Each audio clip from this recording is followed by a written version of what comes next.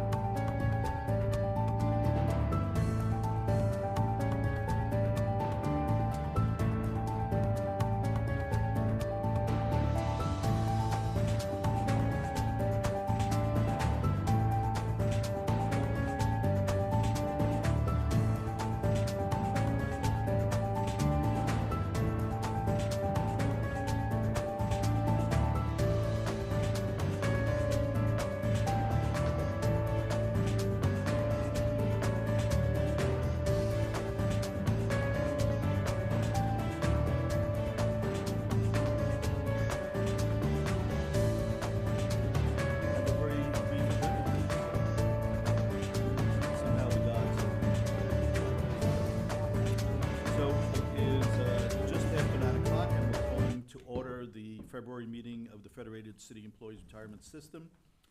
And we will begin with a roll. Vice Chair Jennings. Here. Trustee Abbott. Here. Trustee Avasti is not here. Trustee Chandra. Here. Trustee Faulkner. Here. And Trustee Linder. Here. Excellent. May I qualify Trustee Jennings and Trustee Linder for? Please. Under the traditional Brown Act. So Trustee Jennings, are you teleconferencing from the address of 855 East Hilton Drive, Boulder Creek, California? Yes. And is the location from where you are teleconferencing from ADA accessible and open to the public? Yes. And if a member wants to be heard from that location, can they be heard? Yes. And have you posted the agenda outside the door of where you are teleconferencing from? Yes. Same questions to you, Trustee Linder. Are you teleconferencing from the address of 5017 Lawai Road, Kaloa, Hawaii? Yes. And is that location from where you're teleconferencing from ADA accessible and open to the public? Yes. And if a member wants to be heard from that location to the board, would that be possible? Yes. And have you posted the agenda on the outside of your location? Yes. Okay, thank you. Great, thank you, Council Chin. So orders of the day, we have a closed session time, certain item at 10 a.m. Maytak, were we trying to insert another closed session item, I was informed? Yes, so, excuse me. There has something has arisen that requires the board to take immediate action, and the need for action came to our attention after the agenda was posted. The discussion and action requested to be added to the agenda involves anticipated litigation pursuant to Government Code Section 54956.9, subdivision D2. It will be held in closed session. The motion will need to pass by 2/3 of the vote of us present in order to proceed. Do I have Case- such motion? So do we have a motion to add this emergency item to our closed session agenda? I so moved. We have a motion from Trustee Abbott, a second. Second from, I second. second from Trustee Chandra. Any discussion, any public comment? We will have a roll call just of the members who are present in the room. Trustee Abbott, Yes. Trustee Chandra, Aye. Trustee Faulkner, Aye. and I vote aye as well, so it is now added. And those online as well need to Oh, vote. I see, okay, and Trustee Linder, Aye. and Trustee Vice Chair Jennings? Aye. Okay, so that is now added to the agenda. Under orders of the day, it mentions that we have the next Joint Personnel Committee meeting Tuesday, March 19th. Not quite sure why we have that on the orders of the day. Waive sunshine, there is no need to waive sunshine. So we will then vote on, we have to vote on the orders of the day? Or we just did? That was just to add that particular item. Okay, You still need so to no vote other, on no other orders of changes the to the day. order of the day. At this time, we will take public comments on items that are under the general review of this board, but which are not tied to a specific agenda item. Is there anyone in the room or online waiting to make public comments? And I'm seeing that there are none. I thought I saw something that said, starting February 6th, people had to be That in is person ag- only. agendized, and we will be discussing that Okay. specific issue. So then we are on to the consent calendar. Do we have a motion to approve the consent calendar? So moved. We have a motion from Trustee Chandra, second. Second. Second from Trustee Abbott. Any discussion, any public comment? We will vote. Trustee Abbott, Aye. Trustee Chandra. Aye. Trustee Faulkner. Aye. Trustee Linder. Aye. Vice Chair Jennings. Aye. And I vote aye as well. The consent calendar is approved. We are now on to agenda item number 2, death and survivorship. We will have a moment of silence for those who have served the city and who have passed.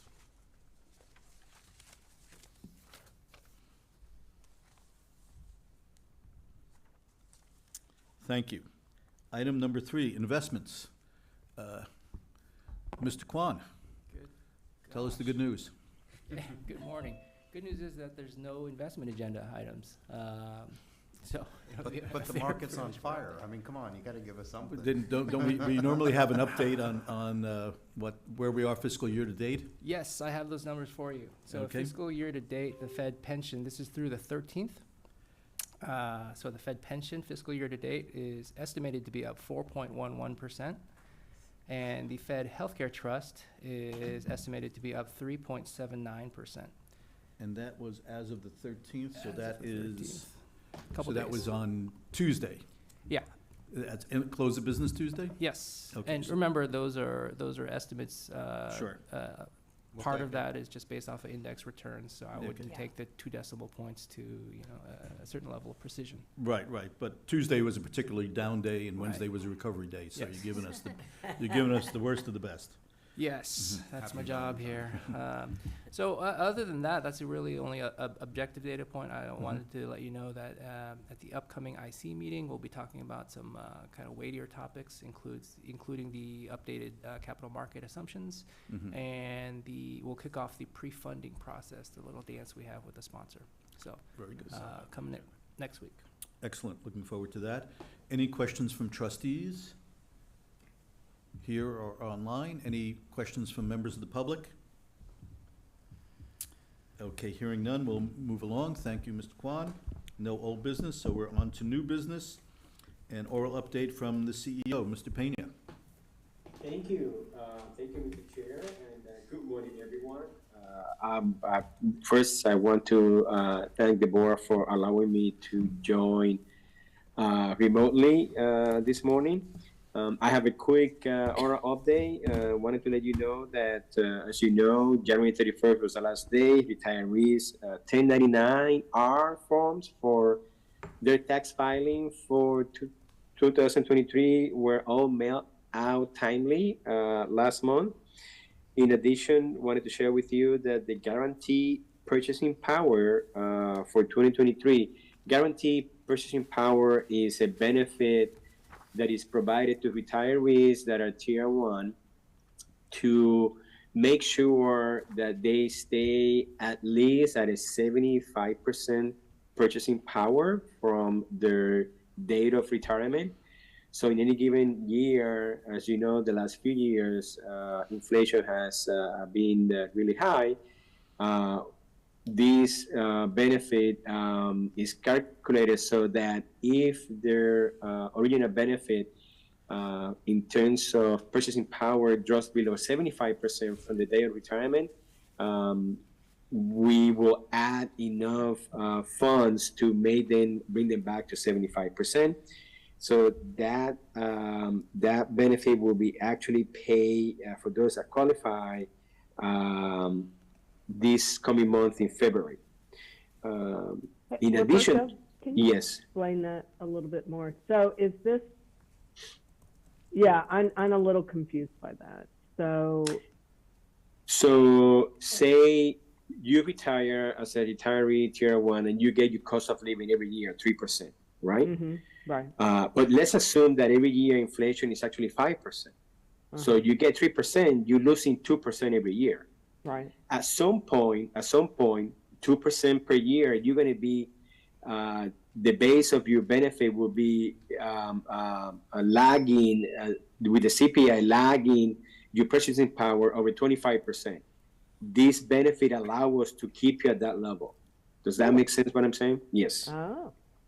Barbara, I don't know, do you want to, Yeah, did I and- explain that correctly? You did explain it directly or correctly, and it comes in the form of a lump sum payment. You know, they'll get one payment that would bring them up to that 75%. Is it an annual? Is it an annual? It is annual and it's paid every February. Okay, thank you. Okay, annual paid every February, so it's reassessed on an annual basis, is that it? That's correct. Correct. And, all right, so if you don't, if you retire with 20 years in your tier 1, then you only get, what is that, 50%? So is it same at a 50% level, or is it, I mean, he said 75. I'm just wondering if it's. Yeah, the greater. 75% is for purchasing power. I'm not talking about your percentage of the benefit based on the formula. It is Oh. a 75% purchasing power protection. So whatever you start, whether you retire with 20 years or with 10 Yeah. years or 30 years, that's why I made the explanation comparing the cost of living that you're receiving vis-a-vis the actual CPI, because that's really what makes the difference. Whenever that delta gets higher than 25%, you will be entitled to a lump sum amount. Up to 75%. Correct, yes. Interesting. And what about police and fire? Do they go up to Same, 90%? yes. Oh, they No, only no, get no, 70? it's a 25%. Again, don't confuse your Yeah. benefit structure percentage, right? Like you get 90% of finance. That's not what I'm talking about. This has to do with 75% from the moment you retire, 75% of your purchasing power. So any year that your cost of living lacks the actual increase in cost of living, you're going to be losing purchasing power from 100% on your day of retirement to whatever that delta is every year. So it may go down to And it's just 99%. it's an annual snapshot. So it's just Yes. 3% that tier one gets as a CPI, but inflation is at 7%, so they'll get 4% more times 75%. Yeah, but again, not from the get-go, only once you go all the way down to 75% purchasing power. In other words, if you start today at 100%, Julie, you need to lose, say, 5% until you every get to year 75. until you get to 75%. At that point, we give I you that see. check. Okay. And Roberto, given that Interesting. you have to, it does take quite a while to accumulate that level of deficit, as it were. Correct. How many people are actually getting this purchasing power uplift? That's a good one. Do we have that number? I see Sandra and I see Barbara. Do we have that number, Sandra may have the number on hand. It's not a large number. I would say it's between 10 and 15 people for Federated and a similar wow. amount for police and fire. So it's a pretty rare circumstance that. Yes, very small. And they're typically the people who've been retired a longer time. Yeah. Okay. Okay. So don't get too excited. Yeah, that's correct. That's correct. And the reason for that, Julie, obviously, CPI has not been really high for the last 20, 25 years, except for obviously the last couple of years, right? Right. It went really high. So Yeah. you have to really be retired for a long, long time, at least these days, to get to the 75%. Thank you, Spencer. That's a very good point. Okay. All right, so a couple of more comments. Retirees impacted. Since I mentioned that, the cost of living increase, the 3% due in April, will be provided in the April paycheck. Retiree impacted by 415 limits. That is the Internal Revenue Code section that actually limits how much we can pay on a from the federal standpoint on a pension benefit annually. They'll see their adjustments as well for 2023 at their April 2023 retirement payment. Finally, I want to mention a couple of updates with staff. The disability analyst position has been filled with Veronica Solorio. Welcome, Veronica, to the office. She started on February 5th. And Melissa Lopez joined the Office of Retirement Services last month, January 22nd, as a pension analyst. She actually transferred to us from the city clerk's office. Unfortunately, we were actually fully staffed for one biweekly. No longer we are, as Han Dan, who was a senior benefit analyst, actually left our office. She accepted a position with the water district. This is the third member of the office that we have lost to the water district over the last You know why? few months. Because they pay more. Yes, we are Saying. well aware of that. And finally, just wanted to let you know that the offices of retirement services will be closed on Monday, February 19th, on celebration of President's Day. That concludes my comments, Mr. Chair. Happy to answer any questions. All right, thank you, Mr. CEO. Are there any questions from trustees? Any questions from members of the public who may be online? Seeing none, We'll go to 5B, oral update from City Council Liaison. Is there anyone here from Dev Davis's office, or is she online? She'll be joining at 10:30? Okay, so we will delay this item until then. Thank you. 5C, a discussion and action to authorize the CEO to negotiate a second amendment for our agreement with Chiron. And we have a presentation on that? Or So this item is, excuse me, this item was supposed to be two items. Originally, it was to extend, it was to add additional funds for the fiscal year 23-24 for $75,000, and then to discuss the timeline and process for obtaining a new actuary.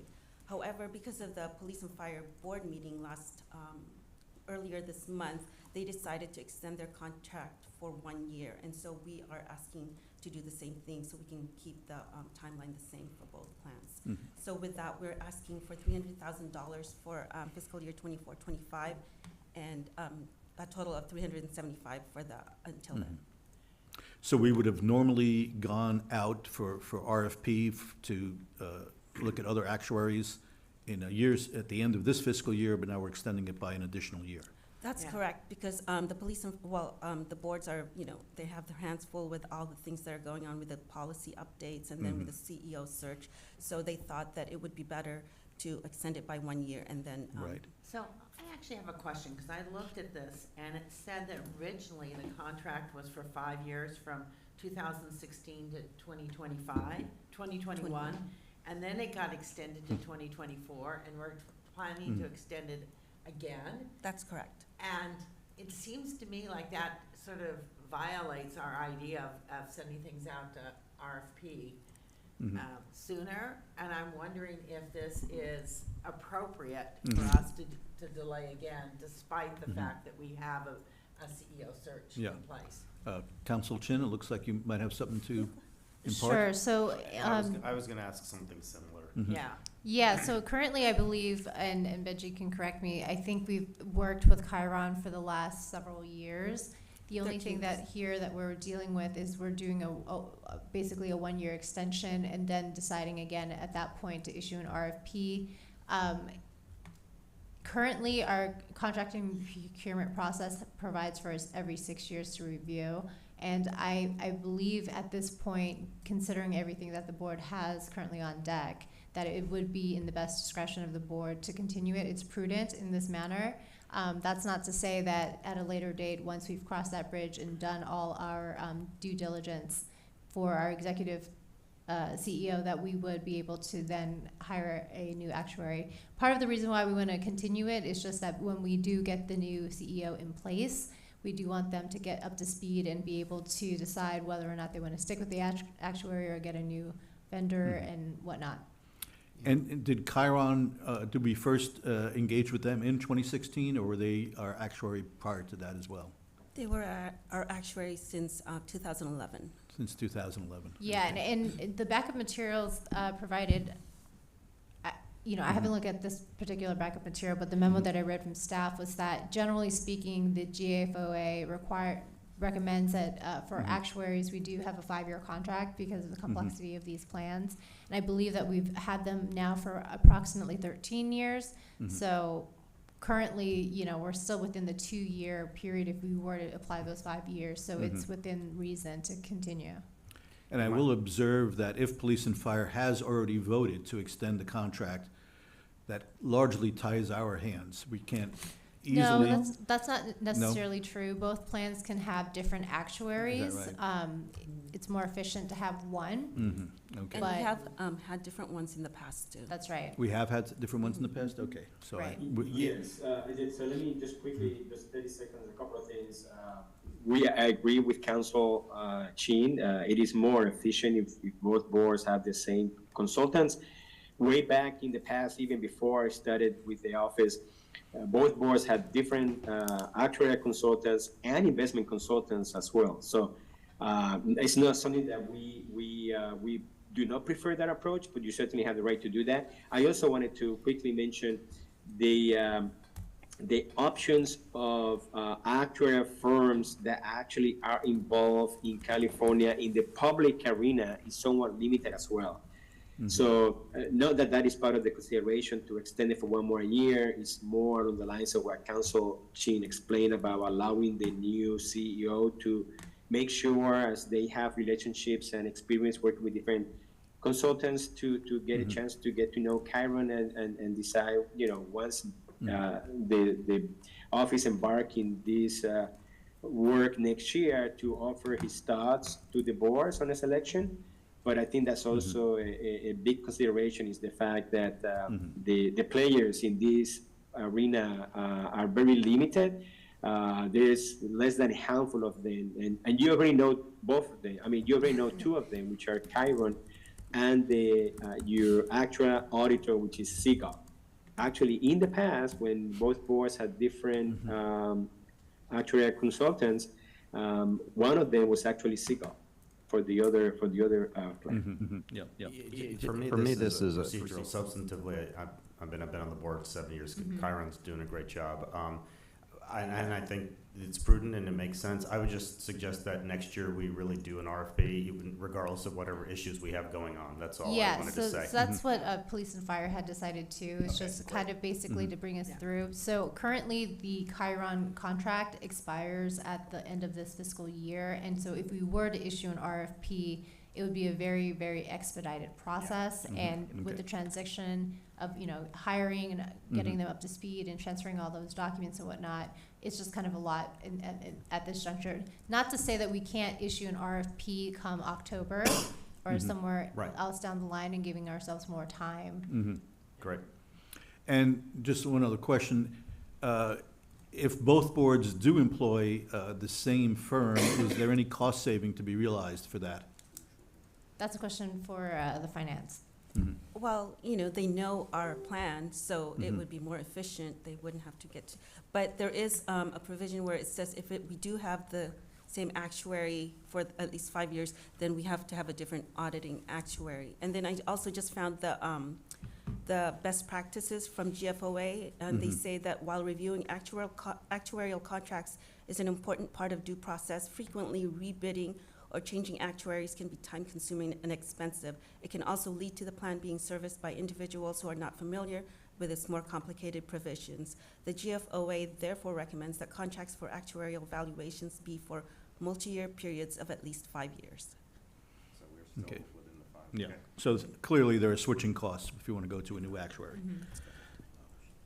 Yes, would you like to make a motion? Yeah, I'd like to make a motion that we authorize the CEO to negotiate and execute the Second Amendment to the Chiron contract. So that's a motion from Trustee Chandra, a second from Trustee Faulkner. Any further discussion by trustees? Any public comment? Hearing none, we will vote. Trustee Abbott? Aye. Trustee Chandra? Sorry, aye.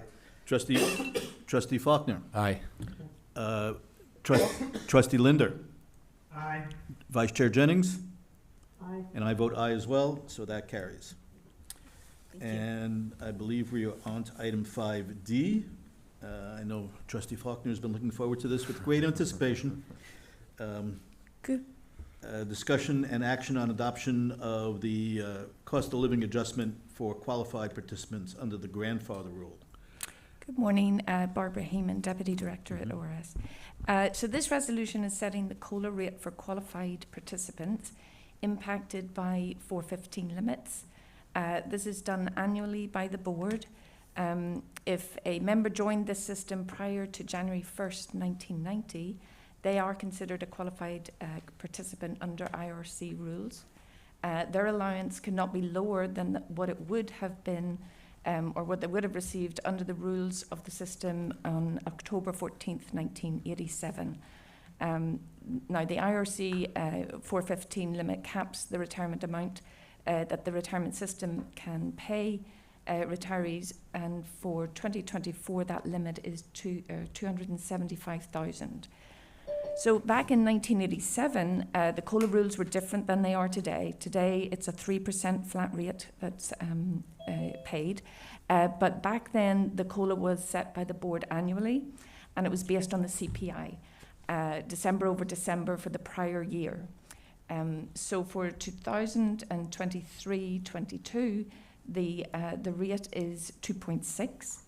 And so this resolution is setting the COLA at the 2.6 and then 0.4 from prior year excesses, like we know it as the bank, to bring it up to 3%, which is the max.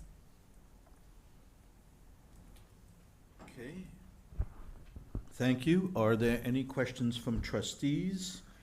I'm not sure this question's extremely important, but is there given that there's this limitation with 415B of how much they can receive, is a similar question to the last one. Are there a lot of retirees that run into the 415B limits? A lot, no, but maybe Sandra, do you have the Federated, how many are impacted? Yeah, I do. In this year for 2024, we're expecting 26 impacted Federated retirees, and that includes surviving spouses and ex-spouses. And 11 of those are impacted by this grandfather rule. Right, thank you. Any other questions from trustees? So Judy, you are muted if you're talking. I'm sorry. I'm impressed that you saw that I was talking. Oh, okay. Yeah, I do have a question. Please go ahead. Okay, so 2.6%, I heard it is the COLA. And then you mentioned something about 0.4% is the excess. So these people that are grandfathered, are these people ones that were retired prior to the standard 3% for tier 1? Am I getting this correct? So They actually have to retire. I'm sorry, Sandra. Were you going to speak, or Barbara? No, it was Barbara. So these are members that joined the system prior to January 1st, 1990. Yeah, and so when they joined the system prior to 1990, the IRC now considers them qualified participants. So it's not necessarily when they retired, but when they were hired. Oh. Yeah. So They were hired 4 years ago or early. They could have been retired yesterday, but if they were hired prior to that October 1st, 1990 date, that's, yeah. Okay, so people that were hired prior to January October 1st, 1990. No, January 1st, 1990. Oh, January. Yeah, are considered qualified participants under the IRC So rules. I'm assuming almost no current employees who are working are in this category. This must be almost entirely retired. Well, we have Not many, but not many, We have a couple of, very few. okay, Couple of long-serving, very very long-serving. long-serving, yeah. Okay, and so they were hired prior to January 1st, 1990.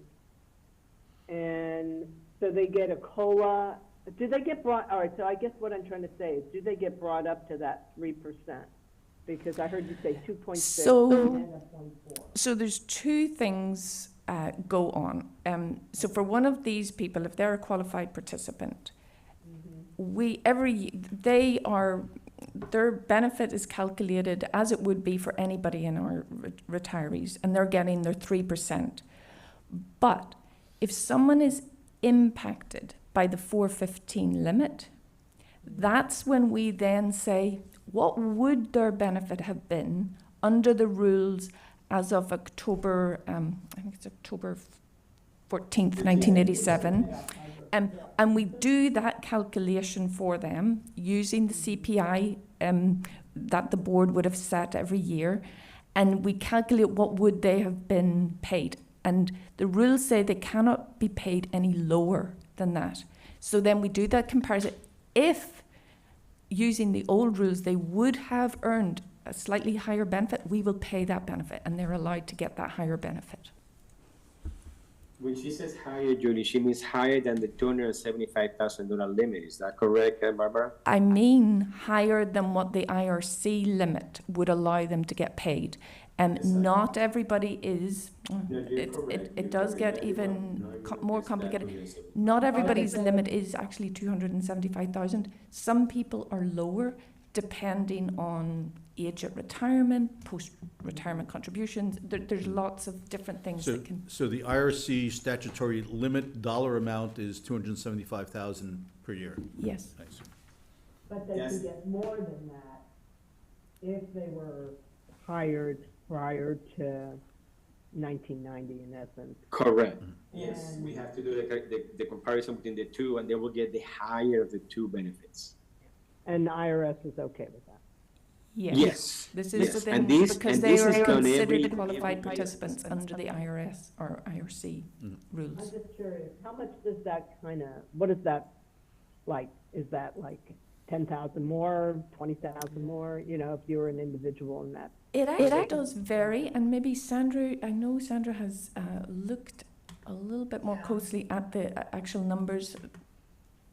I think it is in that range, Julie, 10,000 for some. It does vary, and there are some people that are consistently year after year right now going with the limits set by the grandfather rules. Some people go back and forth. One year, maybe the higher limit is the normal limit under the current rules, sometimes, you know, and then, you know, so it does vary, and I would say it's in the few $1,000, 10,000 Okay. range. And I am also assuming that the statutory limit also increases year by year, or is it been fixed at 275 for all The time? 275, oh yes, it is dependent on inflation. So it's indexed for inflation. Mhm. So Yes. And it goes ratchets up every normally year. in $5,000. So when it would increase by $5,000, when inflation kind of gets past that, then it'll jump by 10,000 or 5,000.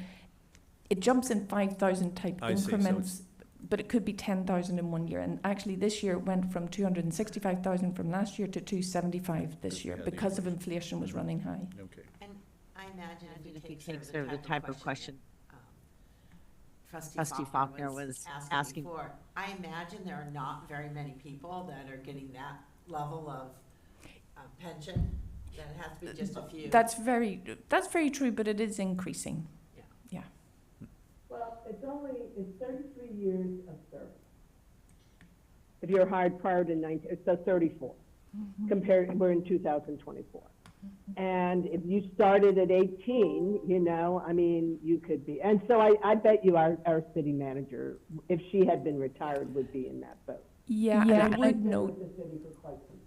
Yeah, the thing that I would add, 275 is the limit, and you have to be 62. There's a lot of other kind of underlying rules. That's the top. It only goes down from there.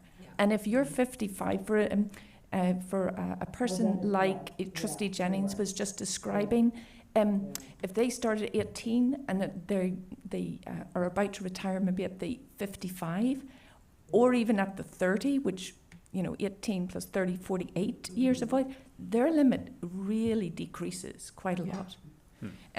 By as much as $115,000. So they would be much lower than that. Okay. Sorry to take you guys off the rack. I mean, just so many little nuances that you guys do. And so, as a trustee, I want to thank you all for your hard work. Sandra for all she does, Barbara for what you do, and Roberto for tracking all these very complicated issues that impact our people. So thank you. Okay, with that said, is there a motion then to adopt the resolution?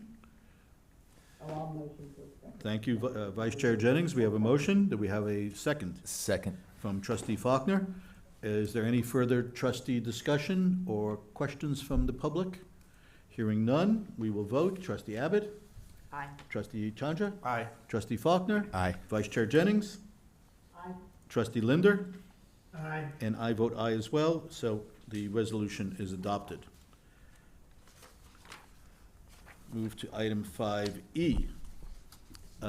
Discussion and action regarding the adoption of a city memo for the return to in-person public comment in public meetings. Mr. Pena, you're going to present on this one? Actually, I'm going to turn it over to council.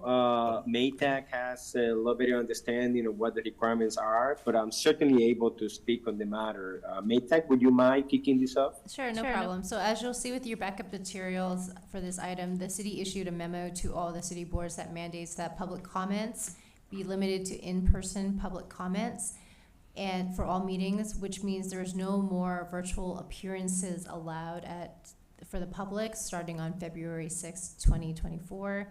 Now, what this means for the board and our membership is two things. One, to comply with the city's directive, we no longer will allow trustees to attend remotely because of the Brown Act. Requires that if we do make it available for trustees to participate remotely, that we have to extend that same courtesy to the public members. And our membership, if we decided to do that, would only be able to address the board if they physically come to our meetings. Now, legally, the Brown Act is a state law and allows the trustees to attend virtually either under the traditional teleconferencing rules under the Brown Act, which requires posting your address and all the other qualifications that we have provided. But the Brown Act also provides for AB 2449, which allows for trustees to appear virtually on two conditions. One, that there's just cause or an emergency circumstance as defined by the law. Now, the city's directive obviously is more restrictive than what is provided under the Brown Act, and so the board, as a separate entity not controlled by the city, has discretion on whether or not it would like to adopt the city policy requiring only in-person attendance for both the trustees and the public. I note that the city directive does not appear to be permanent, and that the city indicates that they would revisit the policy in July. Now, there is, as you know, some friction between our boards and the city currently in terms of what policies we adopt. One thing I will note is that we have had some instances when we tried to post our agendas with the Brown Act, they asked us to remove language relating to the AB 2449 provisions that will allow, in an emergency circumstance, if someone had child care issue, health issue, or other just cause that arose, after the agenda posted, they wanted us to remove that language, and in some instances refused to post our agendas. So I did want to provide that just background information, which honestly is a little draconian because the state law allows it. The reason why the city has issued this directive is that since October of 2023, the city has experienced a lot of hate speech virtually, just kind of showing up on Zoom and saying whatever they've said. I will say with our meetings, as you can see, most of the time we don't have that problem, but it is, up to the board's discretion on whether or not they want to adopt it. And if we do, we may have a little scuffle with the city, but hopefully they will agree and allow us to continue under the state law. Mr. Chair, before we go to the trustees, I also want to thank you, Maytag. Very good explanation. I also wanted to share with all of you that I personally reached out by email to our contact person at the mayor's office last week. I copy also our two city council liaisons, obviously Ms. Davis for Federated and Ms. Foley for Police and Fire. And I actually in the email explained that you boards will be addressing this issue at your upcoming meetings, that I couldn't really speculate as to what the decision by the board was going to be, but I asked for the support in the event that you boards elected to continue with the Zoom meetings. I also provided some rationale that what I understood that the city is experiencing some hate speeches through Zoom, that has not been the case for the boards. And I also added that unlike the city, our membership actually lives, we have a large number of members that actually live outside the city compounds. We have a large number of members that actually live outside the state, and we even have a number of members that live outside the country, and allowing us to continue Zoom meetings not only would allow these members to be able to participate through Zoom, I also indicated that especially for committee meetings, using Zoom for our consultants is a very efficient way to conduct business. So again, I provided some rationale behind the request. I politely asked for the support, and I did get a response from the office indicating that they appreciated the email, appreciated providing that rationale, and they were going to run it up through the mayor's office. I'm still waiting to hear back, but I just wanted to share that with you that that's where we are. Great, thank you. I did have one question. When I looked at the memo, I didn't see anything that said that it applied to our trustees. I thought that it only said that it applied to members of the public. Sure, Can you and clarify? right, so under the Brown Act, if you allow a trustee to participate remotely, you have to extend the same courtesy out to all the public. And so if we were to allow trustees to attend remotely, which is permissible under the state law, then we would have to make our public comments available by Zoom as well. Two questions. First, what did our sister plan, Police and Fire, choose to do with this? They have not received it. Okay. We didn't receive it in time for their Okay. meeting. The second is, if I understood correctly, because prior to virtual meetings due to COVID, there was a mechanism by which trustees could participate remotely. That's right. And if you follow all the rules and procedures, that would continue if we were to choose to adopt the city's policy? No, that's incorrect. So anytime we use teleconferencing to allow for virtual attendance, we have to extend that same courtesy out to the public under the Brown Act. And so if we were to adopt this, and we allowed a trustee to participate remotely, by implication at state law, we would have to extend it out to the public. For that meeting? For that meeting, correct. So if we were to adopt the city's directive, then from now until July, all comments and all trustees have to be present in person. And can you, you mentioned that the cities refused to, or pushed back at least, on posting some of our agendas because they included the AB 2449 provision. Correct. Which is legal under the Brown Act. What Right. is their rationale for doing that? Is that the city's directive applies to all city boards and committees and commissions, and they consider our board a city board. And But- so But this they new push back. directive only just came out now on February 6th or something. That's right.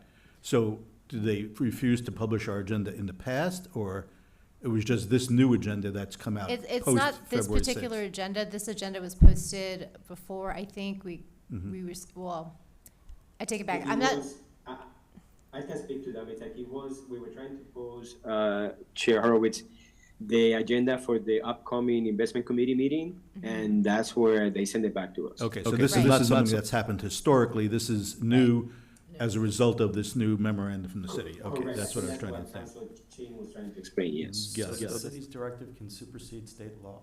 no, No. it's voluntary. Sorry. It's voluntary. That's why it's within the board's discretion to determine whether or not they want to accept it. Uh-huh. Because state law, obviously, because it's state law preempts any city laws, to the extent there's conflict. So, I mean, I'm certainly reluctant to enter into anything that would be contentious with the city, and particularly not now. But I think for all the reasons that have been articulated, I think we would probably like to continue having hybrid meetings. It has not been an issue to date. I can think of maybe one instance where a public remote comment was drifting in a potentially obnoxious direction, but we cut it off, and we've got the button to end public comment immediately. We do need to be aware that this is something that is growing around the state, so it could happen, but we haven't experienced it yet. With all that considered, would anyone like to formulate a recommendation on whether or not we adopt the city memorandum? Well, before we do it, maybe I'll be the skunk in the party. I actually would support adopting this.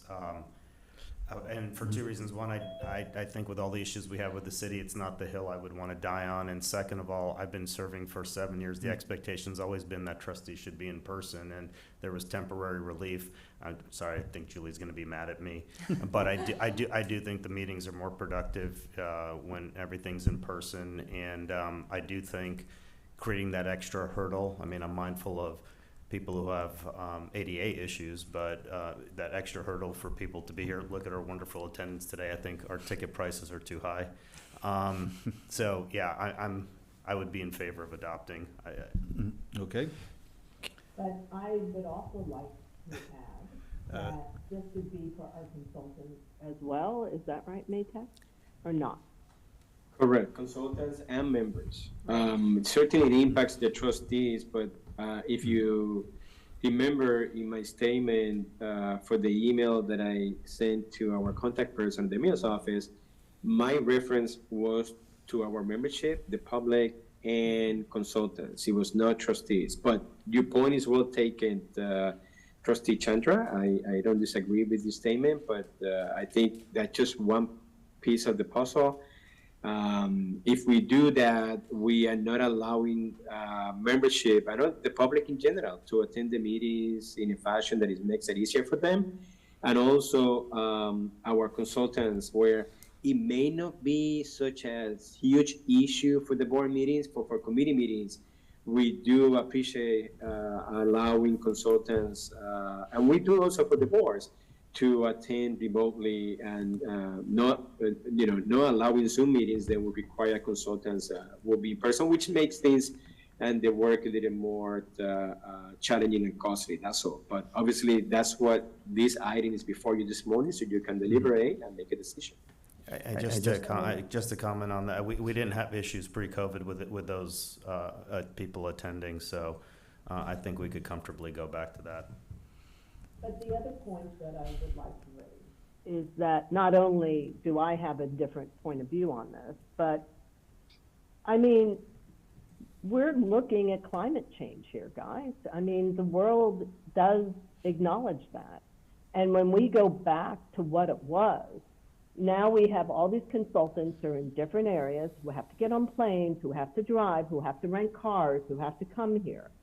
And for a half an hour talk, for I don't see the benefit of that. I think the hybrid has allowed the climate to have a pause. And I strongly believe in that. And I think for a few people, I mean, I understand at city council because there are, I mean, it goes on and on and on. And, people sometimes feel very enabled to speak when they just have a phone, where they're ranting on something. But that is not what we have going on here. And I think the overriding climate change issue is bigger than some hate speech that is going on at city council. And I see this has been working very well. So I am firmly against this. Trustee Faulkner? I had to kind of gather my thoughts on my opinions on this. I had two clarifying questions. Just so I understand, you can still, from what I could read, you could still attend, but you can't comment virtually, regardless of what happens here. Is that, because it says the meetings will still be where people can see them online, Yes. but there'll be no public comment allowed to be made online? That's correct. You can actually Okay. watch them on TV or on Zoom, Right, but you because- cannot participate. Yes. Then, and to me, that opens up the second question. Does public comment include agenda items where a consultant comes? So that's all under the same umbrella? Yes. Okay, and then my second comment or question, as I'm gathering the rationale, I guess is what I'm getting at for what the city memorandum says. It says it has to do with hate speech. So is there any stats on number of public comments given and number of public comments that were hate speech that were given? Meaning, is it 20 out of 21 public comments were hate speech, or was it 1 out of 50 were hate speech? Is there any information on that? That I don't know. All the information I've been provided is in the backup memo from the city's directive. So I can't tell you specifically what instances the city at large has experienced hate speech. All I can tell you is that our meetings we haven't. The real question is, okay, this directive is only between now and July. And so it will be a very temporary measure, but it will have an impact particularly on the trustees because you would have to be in person. March, April, May. So Yeah, then, so it's not very long. maybe, I don't know who would answer this question. What do we have on our agendas? Not that, I know there's gonna be a lot. What do we have regarding how this could affect our agendas between now and the time we have off in July? Meaning, are there a bunch of consultants that would have to travel from far? Is there a way to gauge that now? Or It's hard to say, but I do think that at least with regard to the IC committee, that may have more of an impact because we do have our IC consultants come in to discuss, for example, asset allocation, revisiting the IPS, which I believe we do annually, though we should probably but would push they that be off. coming in person anyway from experience? Well, Like, They, this they is often, gonna- they've been coming in person, pretty frequently, but they also, I can't give you a stat, but it's both. They do come in person, they have been coming in person, and they've also used, Zoom when it was convenient. And And I'm thinking of Laura in particular. I would just add that I think about the meetings we've had some consultants for some of our closed session meetings that have been remote. So they would probably have to come in person for closed session. That's Yeah. right. They would. I'm trying to remember prior to COVID, it's so long ago, I believe even then, we had some consultants appear virtually. Not everybody was here in person necessarily, so even in the before times. Go ahead. No, I think you're correct, but it was not through Zoom, it was telephonically. So they would join a discussion by phone. I see. But it was not the norm, I think, as Trustee Chandra indicated. And again, that wouldn't even be an option today if your board adopts the city direction. So just to clarify, that would not be permitted if we were to adopt the city memo. Correct. Okay. Not even telephonically, correct. Okay. I think, I haven't done a study, I've read about these hate speech occurrences. I don't believe it's like 98% of the comment. I think it does happen occasionally. So I don't think it's a high percentage. I'll make a few more observations if I may. First of all, Trustee Chandra, I certainly agree having everybody here in the room together is much more functional. It aids the communication. It's certainly a superior way of conducting our meetings. That said, I will also observe that our constituency, our stakeholders, are somewhat significantly different than the city council stakeholders. And that is that city council meetings concern events of the city, and by definition, it concerns residents of the city who are located locally. And as CEO Peña's pointed out, we have retirees who now live all over the country and all over the world, so their ability to participate, should they want to, would certainly be impacted. No one's going to fly to the city to probably comment on a particular agenda item. And I think it would impair our ability to function if now we cannot even have our advisors, our legal counsel, and others to dial in remotely. And we do have some important agenda items coming up, Trustee Faulkner. We are going to be potentially interviewing new CEO candidates. We have a number of legal issues that are pending, as we're about to discuss in closed session. And so all of these will be impacted by our inability to have remote participants. Yeah, I just want to clarify my comments.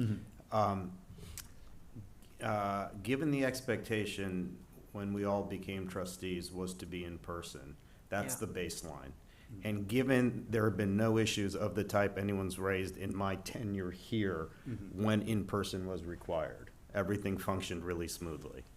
All I am saying is, given that's the baseline, and given the issues we have with the city, this is not the hill I would die on right now for 3 months. That's all I'm saying. I understand the benefits as articulated, but I want to weigh that against the other things we need to accomplish as a board and given our relationship with the city. So that's my driving issue, is that issue So first I and have a foremost. question, though. It may only be for 3 months, but it feels to me like this becomes a precedent that then continues on forever. But if we don't like Yeah. the way we're if it really is truly affecting our ability to operate, we don't have to. Right, it's a discretionary adoption of We could revisit it in August. Right, well, I will say the directive is going to be revisited by the city in July, so realistically, it's just Yeah. a few That's their months. intention, but we don't know Right. that they will change their Right, right. policy. But and also at that point, we can also revisit and see how it's been going. Yeah, if this was a permanent change being requested right now, I would probably, Mhm. some of the counterpoints that have been made would weigh heavier on me. Mhm. Well, let me say one thing as a city employee. There's a methodology that the city does in many ways when it comes to something they want to start. They do it as a pilot. So it starts as a pilot and then it just automatically, it moves on. So it's easier to start something on an interim. Another thing is like staffing. You hire an overstrength employee that then becomes a limit-dated employee, that then becomes a permanent employee. It's a way to get a foot in the door. And it's easier, it's less contentious. It's 21 years of working for the city, okay? That's what they do. So we do this, it will become ongoing because the mayor would like to have more people show up at the city, okay? Yeah, but we don't have to just follow be- it. Yeah. But we don't have to follow it. follow it, but why? Yeah, actually, I believe the mayor has issued an op-ed opposing this particular policy. So it's, Really? yeah, Wow, I'm impressed. yeah. I think perhaps we're ready to, we've kind of beaten this, Make a motion? please. I make a motion that we do not accept this. Okay, to reject the adoption. Is there a second for that? I'll second it. It's a second from trustee Linder. Well, my main concern, so you know, is that we are gonna be doing Zoom interviews with CEO candidates to narrow the field down to see how many in-person we're going to do, and that'll happen during this period. Okay. Yeah, but I mean, Mark, I do support not supporting this direction from the city. But I think those interviews you're going to be conducting, they're not public meetings, so I don't think Maytag, correct me if I'm mistaken, but That's right. this directive would not impact your ability to conduct interviews of CEOs. So it doesn't impact closed session?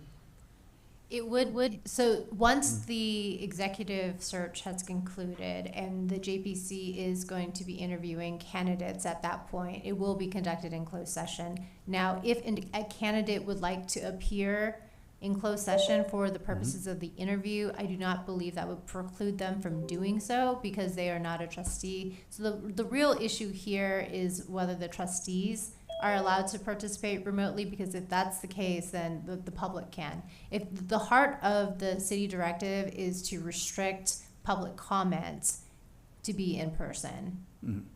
But it has knock-on effects with respect to the remote participation of both trustees and They're tied. consultants. Yeah, so those are two tied, but candidates for interview, it's not Good. something They- within okay, it. candidates Yeah. themselves. Thank you for the Okay. clarification. All And we right, have we have a public motion on the comment. table. Is there further discussion? We have one public comment. Yes. Very well. We have a remote public comment. Please go ahead. Good Brad. morning. Thank you, Mr. Chair. My name's Brad Imamura. I'm a current beneficiary and a former longtime trustee for the Federated Retirement Board. I really appreciate your discussion this morning on this item, and especially those points CEO Pena indicated with regard to the possible hardship that it would make for beneficiaries of the plan to not only attend the meetings, but also be precluded from making any comments unless they were physically at the meeting. So again, I appreciate those points that you made, CEO Pena, and Mr. Chair, you also indicated those specific points, and also Trustee Jennings, really appreciated that, and Trustee Linder as well.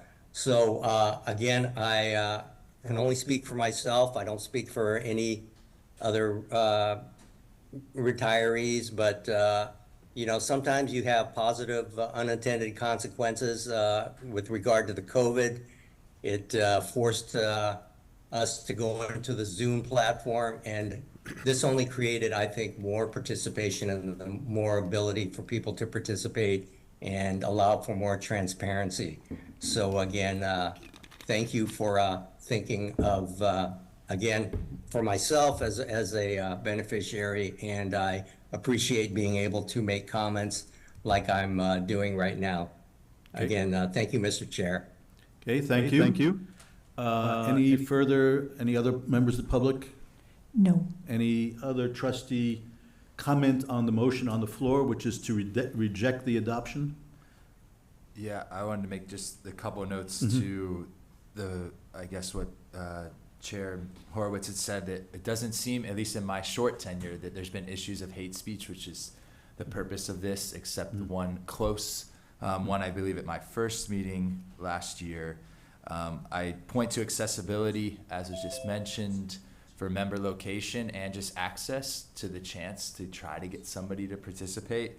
I fully agree with Trustee Chandra on being in person for us as trustees is typically or probably a better way to interact with each other than not, if there is the choice. And so I would, on the opposite side of what Trustee Chandra brought up, that if the city's going to revisit this in July 2024, I would wait until July 2024 to see what they come up with and what their rationales are for either switching back or keeping and maintain a hands-off approach here. Okay. Any other trustee comment then before we vote? So hearing none, we'll go through the roll call. Vice Chair Jennings? The motion is to reject the adoption. Yes, I vote aye. Trustee Linder? Aye. Trustee Abbott? Aye. Trustee Chandra? Abstain. Trustee Faulkner? Aye. And I vote aye as well. Okay, very well. We will reject the adoption, and obviously we can revisit that issue if the city has a new memorandum on this subject. I do have a question. Mhm. You know, one of the things we could, as a board, have a separate thing where we decide that we want all of our trustees to be here in person, and that we may, couldn't we do that? I mean, Well, keep in mind, for me, since I abstained, for me, the issue is not antagonizing the city for 3 months. And if anything, if it didn't go well for those 3 months, we would have had better support for what we just voted for. So this isn't that I have this, that I think we all have to be in person. On balance, I think that's better. But in my commercial life, professional life, there's a lot of hybrid meetings. I'm not saying it can't work. I just think as a judgment matter, it would have been better to go with the flow of the city on this one for 3 months and see how it works for us. But that's a judgment call. Yeah. Right. I was just asking, I mean, because I think we could separate some of the issues if we wanted to for ourselves, right? Well, it And does so- raise an interesting question, and this is not agendized, but can the board make rules for itself that are not otherwise Certainly. contained within the Brown Act or city policies or whatever? So we can say everybody has to have the meeting standing up in order to That's cut certainly them, keep them within short. the Okay. jurisdiction of the board to decide how it conducts its meetings. Okay. Yeah. All right, with that, we are 5 minutes past the 10 o'clock hour. We have a time-certain closed session item. So if the board can, and we're going to take the original closed session item first, ATAC, if that's okay, That's fine. because we have people waiting online, I presume and hope. And then we will send up a signal for you to come in to address the second closed session item. Okay, and then just for the record, Reed Smith is recusing ourselves from this closed session item. Correct, the first closed session item. Let us convene to the Batcave.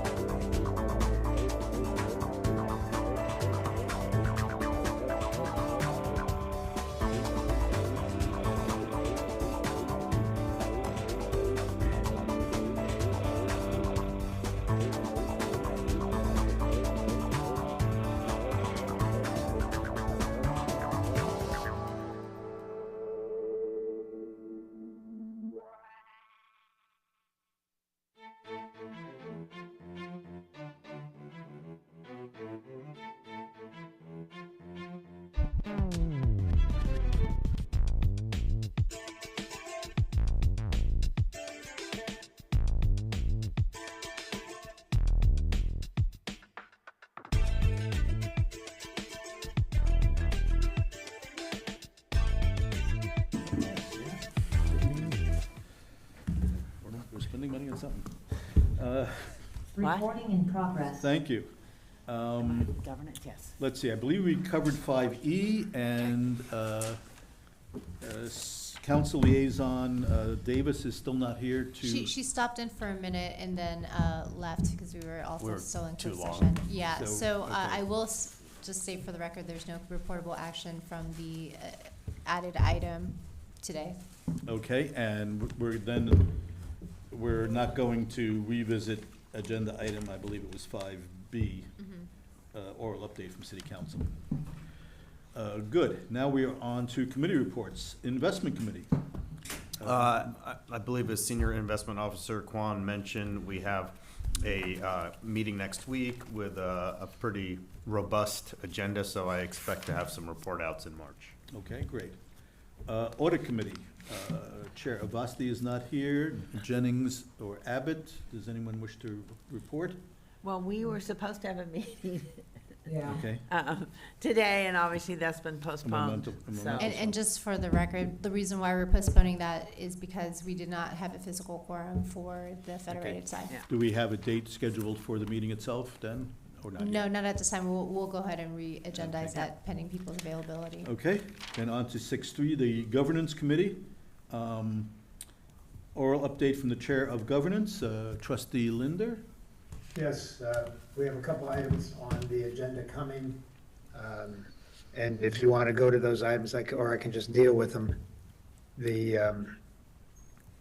We've been working on but you see the minutes are there, they can be noted and filed, I guess. Yeah. The travel policy, yes, we've been working on that. We've been doing investigations with other similar pension agencies, public pension agencies, and we've asked for Reed Smith to come back and give us further language based on that. And so we are getting ready. Hopefully the next meeting we'll have a recommended travel policy for you. On the city policies, I'll be recommending something that Franco and I had talked about, and the police and fire have already done, that in the meeting, we just approved those things that had no other issues with it as adopted. But when I looked at it again and discussed it with Franco, and then also had a chance to talk with the attorney on it, it seems to make sense to adopt the matrix as presented so that Roberto can report back to the council that we've adopted these actions, and then you'll see the ones that are left are things that are related to either Measure G or related to the IRS rules or some other city charter issue, and those are identified. So we do two things that are important to me. One is we give Roberto the opportunity to go back to the council sooner rather than seeming to delay. And secondly, we get to tell the council in full transparency, these are the areas where we don't totally agree because of the IRS or because of Measure G. And then we've also will be asking Reed Smith to come back with language on those items, but at least everybody knows where we are and then how many things we've already adopted to approve as similar to the city. Okay, so just So, to, go ahead. go ahead. I have a question. Yeah. I heard that, the attorney's office might be modifying the mini code Yes. to make it, a requirement that, Office of Retirement Services follow city policy. So is that in the works? Is that feasible? And if that does that change what we've been looking at? So before Mark answered that question, or there are questions by the trustees, let me say this, Julie. And Barbara, please feel free to join in if I'm not being clear.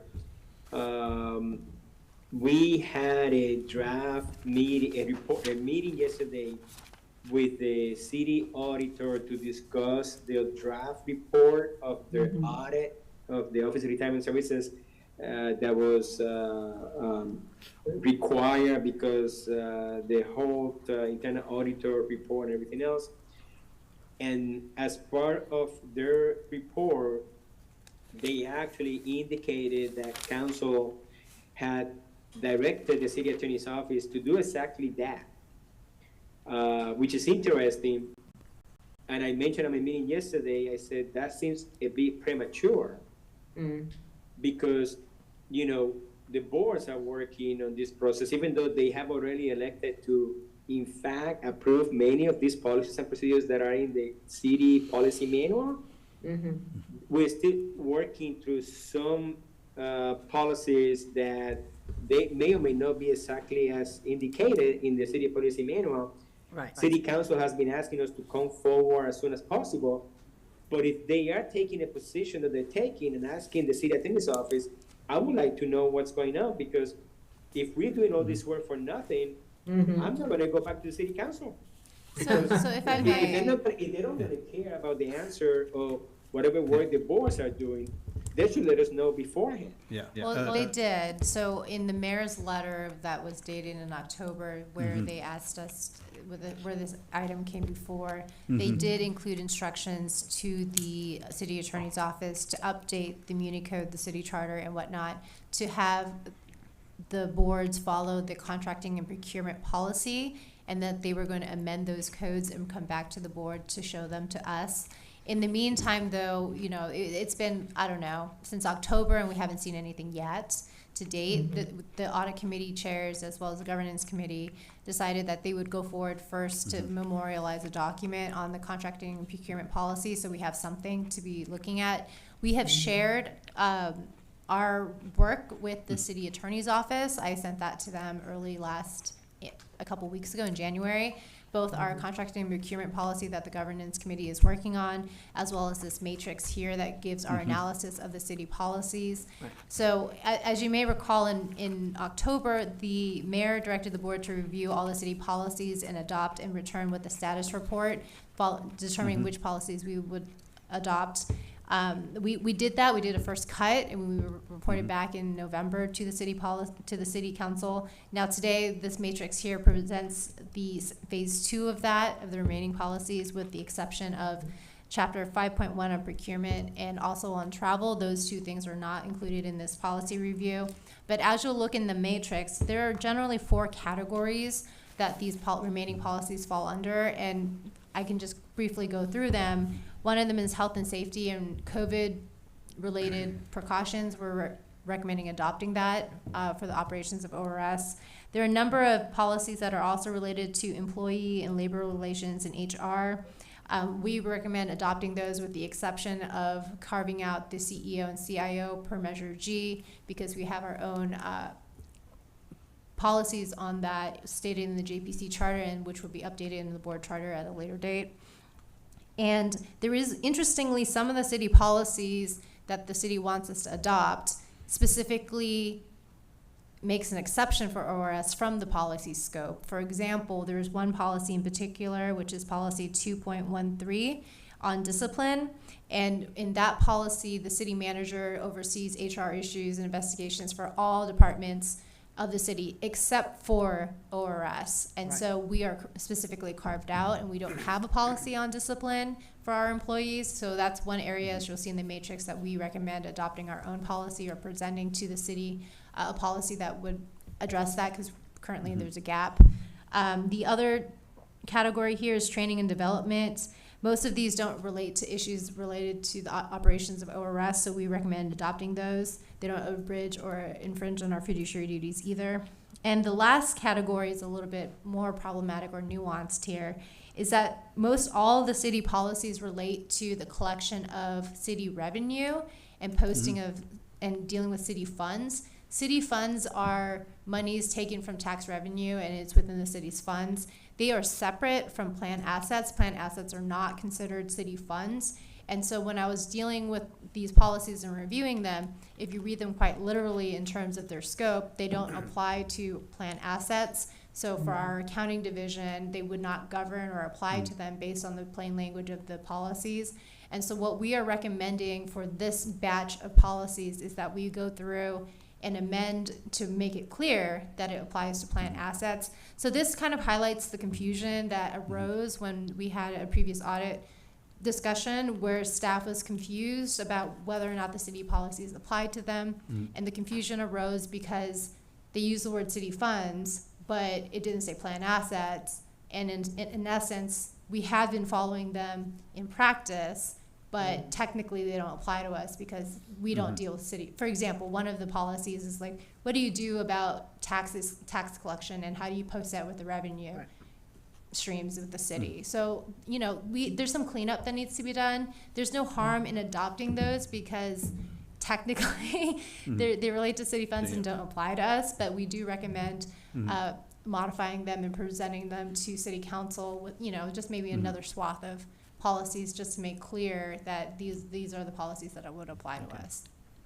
So a couple of clarifying questions.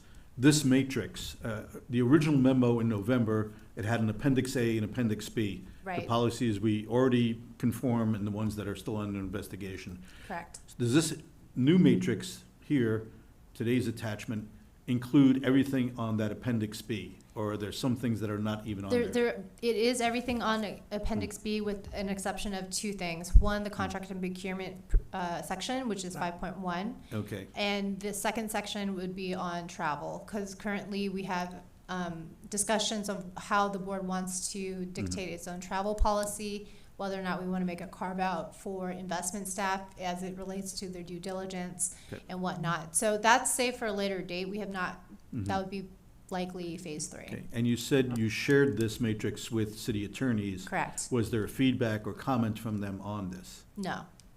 Okay. No? The only comment, they didn't comment on the matrix. What they said in response was, we are going to come back in early March, maybe April, regarding what the recommended changes are to the Muni Code and the city charter, because as you may be aware, whenever there's a change in the charter or the Muni Code that as applied to the boards or the operations of ORS, it comes before the board for comments before it then goes back to city council for vote. So it must Okay, come. so to that point, I wanted to mention at the meeting yesterday, the city auditor did mention what you just said, Maytag, that the city attorney plans to come before the boards. And I told them, I said, we haven't heard anything. So you may be right. They may decide to send whatever changes they are recommending to the mini code to be discussed at the board meetings in March or April. But we haven't heard anything yet. But my whole point is, if they are making changes that will actually directly impact the work that we're trying to do, it's kind of like putting the cart before the horse, right? Like, you know, what's the point if, by the way, I can tell you that one of the sections is 4.12. They want to make sure, if I'm mistaken here, Barbara, please correct me. 4.12 is procurement of goods and services. They want to make sure that that section actually applies to the retirement office. And we know from your comments and from the discussions at the boards that that's one area that we're looking at, because, you know, we realize that we don't perform procurement just exactly as the city would like us to. So, and that's a big contention, this whole audit. So I just wanted to put that out there. I don't know, they may come back before you, the city attorney that is, and it's a very cordial discussion, and it's a very, very flexible language. Wouldn't be my expectations, but I'm just kind of wanting to make sure that we all understand that we are working on this approach that may be very much impacted by whatever the city attorney's office recommends to the city council. Right, but I just want to also make clear this matrix does not address the contract and procurement policies. This is just the Mm-hmm. remaining policies other than those. Okay. And I will say, though, the city council did instruct us to review all the policies and come back with a report of whether or not we adopt them, Mhm. separate and apart from whether or not they're going to amend the Muni Code. That's a separate Okay. issue. And an amendment of the Muni Code requires just an affirmative vote of city council. It's not something that goes to the voters. That's my understanding. Okay. Any changes to the charter, though, would, I think, go to the voters. Okay. Okay, so let me comment on that before you do, Julie. That's very interesting, Maytag. One of the comments yesterday in our meeting by a deputy city manager was exactly that point, that the city council is very much interested on pushing forward with the timing of these issues, because it appears some of these issues they would like to take to the electorate. So that suggests to me changes to the city charter, Yeah. or maybe Measure G or whatever. I do not know. He didn't mention, but he did mention to be taken to the electorate. So these are, they're issues that the electorate need to vote for them to change. So at the very least, the city charter. Right, so, Regarding the boards. right, so, changes, there is a discussion about changing the legal landscape, fair, that's within the city's purview, but I do recommend, I still continue to recommend approval of the matrix, because the mayor has specifically requested we review them and come back. Yeah, Okay. that's my feeling as well, and I believe the Police and Fire Board have taken that action. Is that correct? That's correct. And trustee, Vice Chair Jennings, it sounded like you had a comment? Yeah, I did. So all I'm trying to, part of this matrix, which is very handy, is it tells us why we're suggesting something different or whatever. That's right. Right. Like for 3.1.3, you say, except for ORS, CEO, and CIO per Measure G being in the city charter. Correct. Okay, so if it's the city charter and they want to change, they'll have to change that, but Measure G is a bigger deal. And I think if Measure G was going to be, isn't that like a meet and confer also with the unions, or is that just go out to the public? You go to the public. It's just like the city charter, it has to be voted by the public, I believe. That's how it was actually initiated. And I just want to make the point, Maytag. I'm not suggesting not to approve the matrix. I just want everyone to be aware of the discussions that are happening on the side, so that you understand what we're dealing with and the potential implications of all the work that we're going through. That's all. I'm not suggesting that not to be approved. Yeah, Which I think this matrix is, like I said, really good. So are there any other items on here? I forget, I've read it a while back, where there's anything based on state law. So even if they modified the charter or modified, just the policy. I can't speak to the scope of whatever they're making changes for, because I haven't seen the But what changes, we have but, here.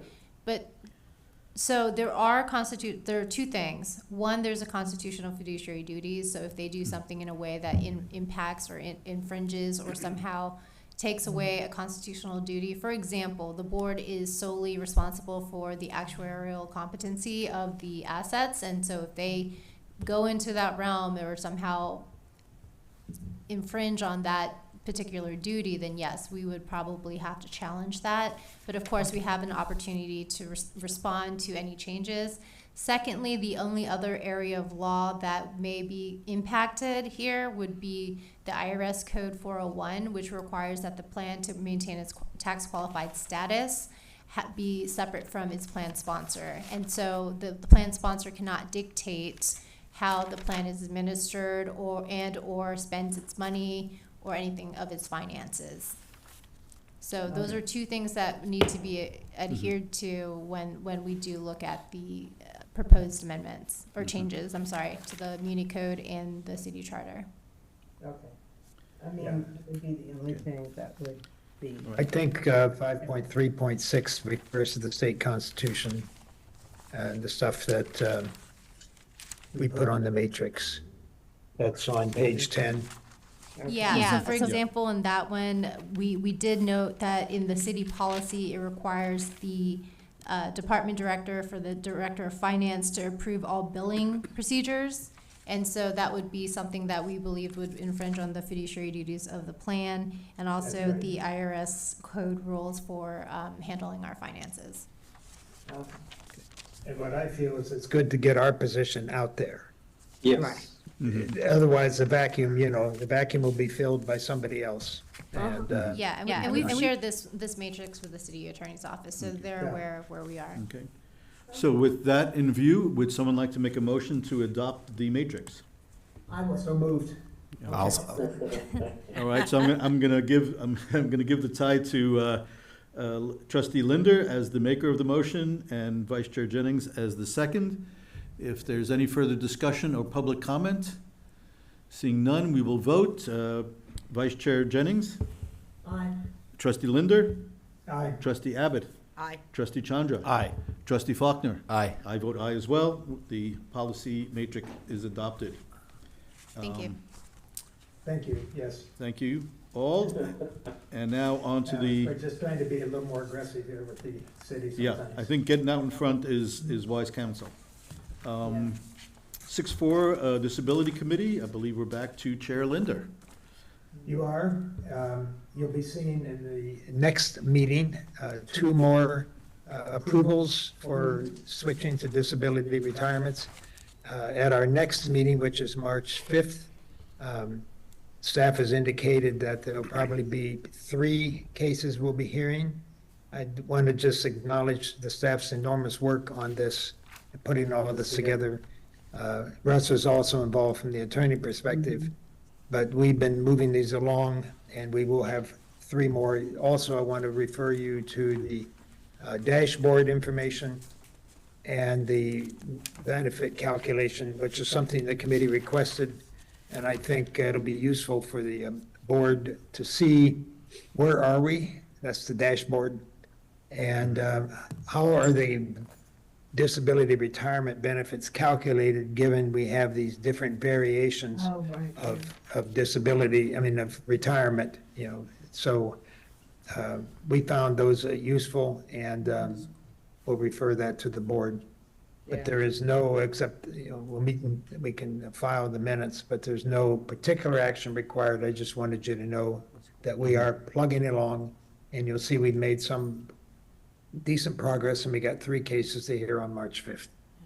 Okay. I have a question, Trustee Linder. I noticed that it says that as of the end of October, there are 38 cases pending. 35 are outstanding, 3 were processed, and there's like 23 deferred. What's happening with those, the ones that are like in process but not being heard by the Disability Committee? Seems like there's a huge number, and I don't have, you guys probably know this, but I don't have any context for how to look at those numbers in the dashboard to know whether that's good or bad. Well, some of those, we've put in place some policies for the committee that requires the staff to kind of really be communicating a lot more than maybe they would normally, to make sure that people, so that somebody who's filed something and hasn't said anything, that we contact them over a certain period of time. And so that's probably what that is. And Sandra, I think, is out there somewhere in the Zoom world, and can probably give me a greater, but I know that's part of it, is that they've been set aside. Right. Is Sandra online? If not, I can. Yeah, I'm here. Okay. Should I go ahead and? Yeah, please. Your words of wisdom. Well, just kind of in a very short answer to your question, certainly it's not what we want to have, so many outstanding applications.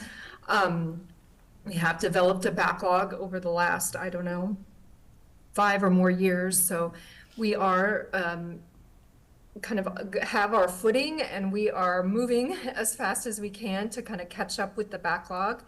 I will say, and I think next quarter we'll present the data a little better, but if you look as of the beginning of the quarter, January, March, we had 45 applications outstanding, and then in that green column, end of the quarter outstanding, end of December, we had, 35. So we did have a kind of a net gain on our backlog of 10 this year. So I think that shows we are, making progress. It's slow and steady though. Yeah. So how long does someone wait to get a decision on their disability claims? Complicated. Yeah. I know. Very complicated. It takes about 6, I would say if everything goes well, we're clear on the body parts, we're, clear on the records, we have all the records, we can get scheduled. It takes about, I'd say about 6 months to process an application. And right now we have 35 applications in all various stages. Yeah. We're reaching out with the contact person, we're gathering medical records, we're scheduling appointments with doctors. The doctors are writing the reports, we're gathering, the records to go to the committee. Yeah. So there's a whole variety of activities that go on to process these. Yeah, and I had one more. And I'll say right now, it's not 6 months, it's probably, I honestly, I have the numbers for police and fire in my head, not Federated, but it is well over a year right now, the backlog. Okay. Assuming, we do prioritize if you have a financial hardship or, God forbid, a terminal illness, those we put to the top. If you're already retired, which some of these cases are, already earning a pension, it's not a financial hardship, it's not terminal, those are prioritized kind of first in, first out, the oldest to newest. Yeah. And I think we also should state that the independent medical examiner needs to be available. And there was, like when I first joined, I guess I'm on my new year, starting this year. So when I first joined, right? I think Roberto can help us, but we had a doctor, at one point, Dr. Doster or whatever. And then he left, and then he consulted and then left. And so we've gone through voids in that because it's not easy. You can't, it's not just workers' comp, it's a different kind of world. So now we have a independent, and I think we have a couple. We have a couple, yeah. We have a couple. So now we have a smoother operating process. And then Sandra, of course, has to have the staff to process these. But I think that was our biggest holdback. Thank you for that. I had one more question. What does it mean, like 23 were deferred? What does it mean that they're deferred? Is that is bonding? What? I think it's a variety. I think what happens, there's a couple of reasons why an applicant or their attorney might want to defer. One could be is they've gone to the committee and the committee has made a recommendation that's not favorable to the applicant. Okay. And they want to go back and see if they can gather more records. One could be that they're not what we call maximum medically improved. They're waiting for their medical status to change before they go through the process. I think for all these people, I don't know that any of them are ones that we can't get into contact. There may be ones there who were on record as telling us a few years ago that they didn't want to proceed with their case. They wanted to put it on hold, and they haven't gotten back to us yet. Yeah. So there's a variety. We right now with our kind of resources, we're focusing on those applications that they're responsive and they're ready to go. This group of deferred is a group that we will, be slowly chipping away with and reaching out to, trying to activate. But I hesitate to spend a lot of our resources on a group that's told us they don't want to proceed when we have plenty who want to proceed. That makes a lot of sense. Yeah. Thank you for that. Right, so there's no action required on this other than file and receive? Okay. Correct. Great, so if there's no further questions, we'll proceed to the Joint Personnel Committee report. And I believe Vice Chair Chandra is here to tell us what happened.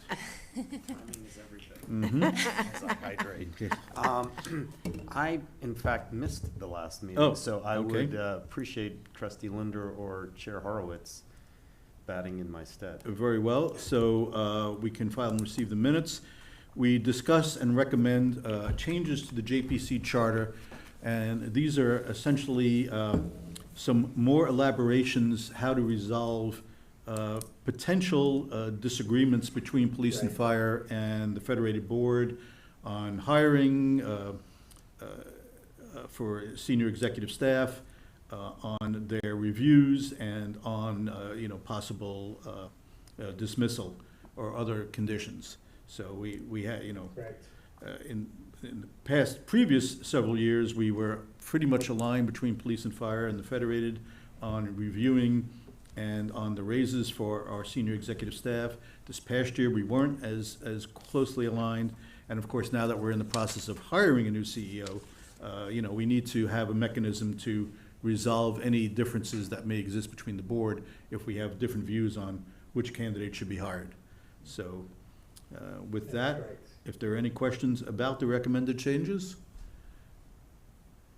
then we should hopefully have a motion to adopt the recommended changes. I'll make Also move, Mr. Chair. Thank you. So we have a motion from Trustee Linder I'll second. and a second from Trustee Chandra. If there's any further discussion or public comment, if not, we will have a vote. Vice Chair Jennings, Aye. Trustee Linder, Aye. Trustee Abbott, Aye. Trustee Chandra. Aye. Trustee Faulkner. Aye. I vote aye as well. And then I see at 6.5D, we actually have a presentation from Alliance Resource Consulting on our recruitment, CEO recruitment timeline. Are they here to present to us? No, I can do that. Okay, This is the proposed timeline. We are pretty much on schedule.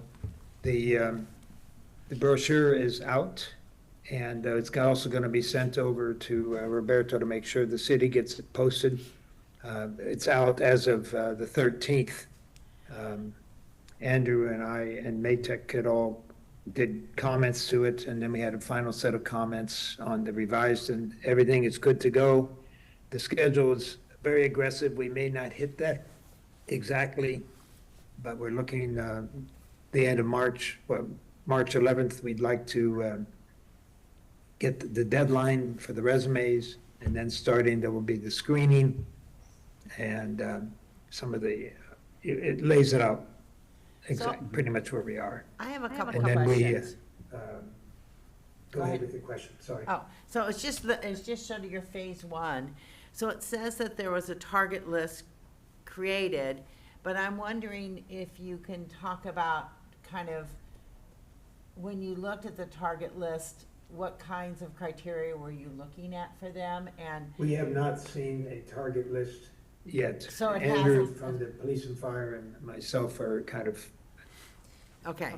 delegated to do some of that. We did talk about what we wanted Yeah. in candidates, which is reflected in the brochure that's now out there. Okay, and was the profile approved by the JPC, and is that something you need to share with the boards, or is that not gonna happen? No, that would No, be it's too out there, cumbersome. so Yeah. um, The- it should be showing up on city websites as well as, The final product is out there is what, Yeah. but our deliberations, that's the Yeah. committee's work, yeah. Yeah, so, yeah, but the whole where board should could you see all the boards should profile of see what the we're final looking for? product, Yeah. It should be publicly posted by And Friday, it's on their website Okay. as well. right? So it was issued already. It has been posted. It was issued. It went to all the different, the city, HR, and all the different other organizations that Alliance mentioned. I know so, not only because I know it was already, but I already got a request from a investment news monthly journal asking about why there's a surge. I'm leaving, do I have a job, I'm retiring, so it's already out there. Okay, And the brochure says that Roberto is retiring, uh-huh. so But they that's didn't- not, they didn't there's read no it. confusion there, yeah. Well, it's, it's a sentence out of the whole thing, so.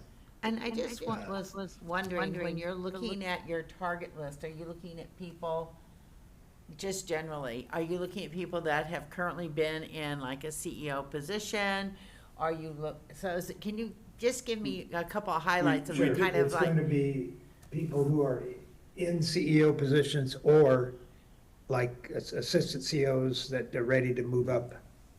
And we also Number discussed, two is, this is gonna be a nationwide search, although we think it's Nationwide, likely You gotta a have at candidate least will 5 be years coming of from a experience California at a system. Yeah. Yeah. Similar agency to ours. Mhm. And we are really looking at preferring 8 to 10 years of experience. Okay. So it's pretty seasoned people or people who are seasoned but haven't been CEO but ready to be. And one of the things I'm wondering is, when you're looking for this candidate, are you looking for someone who would be located here? No. Or it could be any place? Well, they would have to relocate here. That's what I mean. Yes. Yeah. To actually be, yeah. Yes. That's a condition. Yeah. Yeah. And one of the And screening clearly someone questions, Understands California.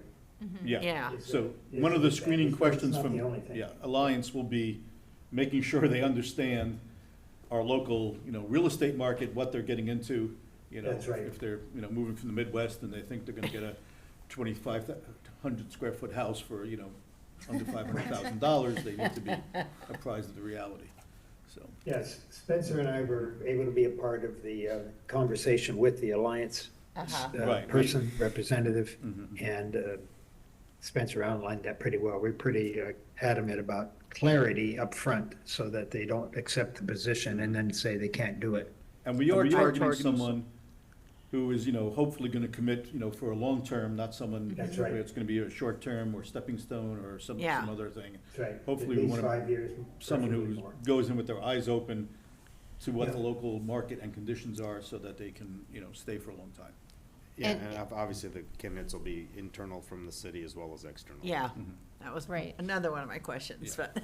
So if I may just interject really quickly, just for the benefit of the board, the process that we've amended in our GPC and will later be reflected in our board charters is that we will hold a joint session of the two boards to interview any finalist candidates in Right. closed session. I saw that. And and then vote separately in separate rooms per board and then come back and report our votes out. One thing I did want to just caution the board is that you are the decision makers for this position. And so to the extent any candidates come to approach you or ask questions about the position, I would advise that you refer them to Alliance and Yeah. engage no further, especially since the Calipers Roundtable is coming up, or the General Assembly. Please refrain from discussing the position with anyone there and just refer them to Alliance. Alliance should be at the conference as well.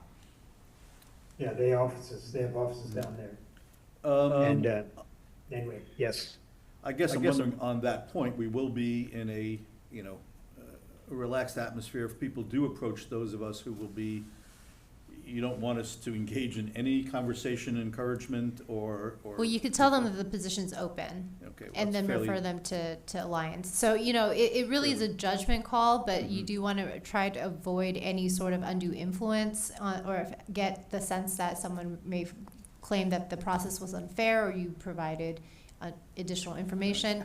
I mean, there is a fine line. For example, if someone tells you and asks you, how is San Jose? Do you like the city? That's fair game. You can answer that question. But if there's any indication that they're asking particularly for this position or trying to influence you or get your take on the position in any way, I, again, advise having all communications referred to Alliance. It's similar, for example, if there's an investment manager that you want to make an introduction to the CIO, you make the introduction and step away. One of the other things I was thinking about is I know the board is gonna do interviews. Will there be staff doing interviews to provide their feedback on how knowledgeable this person seems, or whether there might be Cultural fit? or similarity in terms of investment approach? So, I'm thinking. so here's the one thing about these interviews is that it's highly confidential who the Yeah. candidates are, and so we will not have staff interview them because to maintain that confidentiality. So the way it will work is that the JPC will Alliance would do the first cut of interviews, Yeah. and they'll come back with a booklet with all the internal candidates for the JPC to review. The Yeah. JPC would then review all the candidates Right. and recommend a few finalists for the two Yeah. boards to consider. So how will the JPC know whether there's a cultural fit or not? It's gonna be our judgment, and as wise and as limited as that may be, that would be the source of it, but then all trustees will get to weigh in on the Right. final candidates. That's right. And I guess we would have to make a judgment based on this person's experience at whatever other plans they have worked at.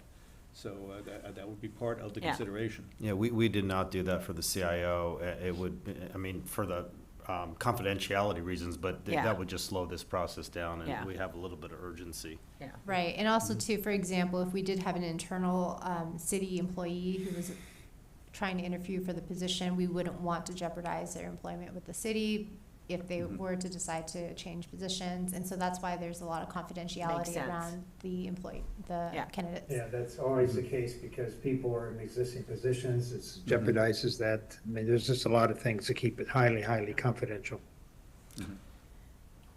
Okay. Okay, so this is, again, no action by the board, simply presentation. It is a very aggressive schedule. Initial, Yes. March 25th for initial interviews seems, So it seems unbelievable to me, but we will see what Alliance comes up with. So- Alliance is very experienced in this area, and they've worked on previous searches for us in the past. So if we're gonna have joint interviews, it seems to me like that needs to get on our calendars. There'll just be a couple of finalists that. I mean, They'll all be at a single meeting, but you're right, we will need to identify a date when we have a joint meeting. that's what I'm with all- thinking, with both because that's, boards. Yeah, we that's will- not once very we know far what- ahead, and it'd be Yeah. nice to make sure that we can clear our calendars to be there for that. That can might be a certainly do that. challenge, but I don't think Yeah. we can schedule something yet. We had to do the Yeah. same thing We with the don't have any CIO. applicants yet. I Well, mean, so, we'll so just, here's another thing too, just to be frank. The candidate pool is competitive and not very large because the CEOs have been slowly retiring throughout the state of California. Yes. There's been at least That's right. 5 retirements from different public pension funds in California alone. And so, you know, there may be 1 or 2 rounds of solicitation for candidates. So again, this is a very aggressive timeline. We may Yeah. or may not meet it. We may not have candidates apply for the first round, and we have to be more aggressive in getting those candidates to the second round. So it is a little And we premature. also need to make sure that they're willing to take an offer if we make it. Because remember, when we tried to raise the range, we were declined by city council. So we're looking at what someone is also willing to accept as a salary for this position, living in one of the most expensive areas, Right. especially if they're Well, not the from. salary range is posted as part of the job, is. so people should Yeah, come it's in in understanding what's They being should offered. be aware, but being Yeah. aware is another thing. well, that's why we've asked Alliance. Anyone in this job always feels they can negotiate. And just to be sure, the schedule is not the most important thing. The Right. quality of the candidates Yeah. is. Yeah, if we have to go So back if to the we pool. have to push the schedule out a little bit, then Okay. we'll push it out. Can I sneak one last question in? I know Sure. we're trying to get, Mhm. we're almost adjourned, and this has gone on. Do we have clarity from the city attorney on the scope of employee units that can apply? Yes, we did. So we had a call with the city's attorney's office earlier this week to discuss those issues. So just in terms of scope, internal candidates, both police and fire, anybody can apply, both police and fire, retired and active members. There are different implications for those members. So for example, if you're an active employee and you apply for the position, then you would be then transferred into a get reciprocity with CalPERS. You would. You would. And That- if okay, you that are was a not retired clear for member a and while. you apply for the position, God knows why you want to come out of retirement. Wait, But- hey, we need a big pool of. I'm kidding. We need a Okay. big pool. Well, you know what, Harvey? It's really fun to report to 2 boards as Prejudice the well. pool, Mazak, please. Okay, but they would have to, and it's a member of the plan, they would have to suspend their benefit while they serve as the CEO Okay. because of So financial that's a pretty conflicts of high, interest. that's a pretty high hurdle for a retiree. Well, that's what I Yeah. said. Okay. And, yes, Well, They But- did a great job grinding this out with the city attorney, but we Okay. finally got it over. thank you for Okay. that. Yeah, and Okay. we are anticipating putting together a fact sheet on some of these issues to circulate internally Okay. with, this internal candidates. Okay, and well, so it sounds like this is already being publicly solicited, so how soon will that circular be available for potential internal? So we are aiming to Folks. issue it next week, Okay, yeah, with Great. the job posting. My understanding is the city issues like internal job postings weekly, and Mhm. so when they have that position next week listed as well, we'll include the Mhm. fact sheet. so all employees would see it and say, yeah. Correct, I and want that we're job. coordinating with the city attorney just to make Mhm. sure we're all on the same Got it. page with that. Okay. And one additional comment Mhm. too is that we will have Alliance work with HR confidentially to, if there is any anonymized questions about benefits, for example, if you're an active employee and you transfer into the CalPERS plan, what do you do with your sick leave? How do you deal with all these additional premium Mhm. issues that are unique to public employment? And Okay. remember, 2 boards is twice the fun. Twice the Yeah. fun. That's how we market the I position. can attest to that. Thanks, Roberta. It's We, an of course, are the opportunity to best board. excel. Clearly, If you clearly. go to the Alliance Mhm. website, you will see the brochure. Yeah, yeah. Yeah. Okay, so any of Okay. us could apply. Oh, yeah. Okay. All right, so no further action on 6.5D. Education and training, I think you can all see the various opportunities to us. We have the General Assembly coming up down in beautiful Las Palmas, Rancho Mirage, California. So I'll be there, so you're all welcome. And if there are any proposed agenda items? I would just recommend, I think I'm the only one signed up for Pension Bridge in April. It's worth going to, and they've moved it to Half Moon Bay, so you don't even have to go to the Oh. city. Yeah, which is, Oh, okay. Yeah. okay. Pension Bridge? April. I don't think it's on the agenda, that's why I It's not just. gonna be on the list. Right, because, it's one of the more popular, It's more one of the more popular investment-related ones. I was approved in the consent calendar, so you can go look at that item to get more info. okay. Any proposed agenda items? I don't know if it's a proposed agenda item, but a quick question. Okay. Was on our action from 5E, which was the return to in-person decision. Is We- there ever any follow-up with a written rationale of our decision back to the city on some, because obviously there's some tension with them not posting our agenda. Is there ever a thought of us providing, maybe, we don't support hate speech, but with our member setup with some future agenda items for consultants, that that's why we have, and we look forward to the July discussion and or statistics on Yeah, the we hate issue. certainly can send a letter to city council and advise the I city believe of it. Roberto has, I think I've An seen email, a right. memo email Okay. communicating, some of those basic points about Yeah, and I also our had an geographically distributed, user base. Yeah, and I had an opportunity to speak with Councilwoman Deb Davis when she was here briefly about it. So I advised her at that point. I see. Did she have any comment or reaction to that? She just said, okay. That's a rich. That sounds Lame classic. duck. All right. And if there are no other proposed agenda items, we are in adjournment. Thank you. Thank you, Mr. Chair. Thank you. Thank you, everyone. Bye, everybody.